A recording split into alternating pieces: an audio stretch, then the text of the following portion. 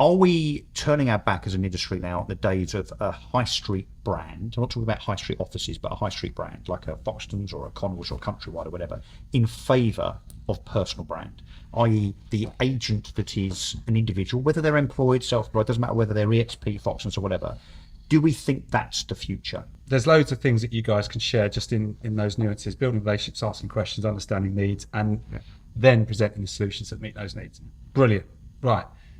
But they're so focused, and I think this is the cultural thing around fees. It's about short-termism. It's about, I need to get the listing, I need to get it at all costs. How do those guys who are sitting there in one of those agencies where they're being drilled down on the numbers, how can they go and change their rhetoric or their narrative or their story out in the field? Because let's be honest, that's probably not going to affect you guys, because your guys are independent and supportive to go and be their best as a personal brand in their community.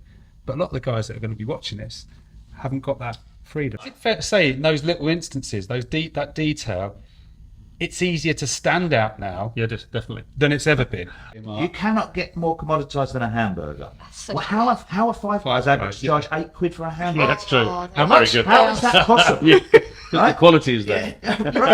Whatever it is, whatever the reason is, there's psychological reasons, there's point. logical reasons, but the point is, you're not going. There's nothing more commoditised than that. No. You can get one in McDonald's for 99p. Well, I think they might have put it up a bit, but.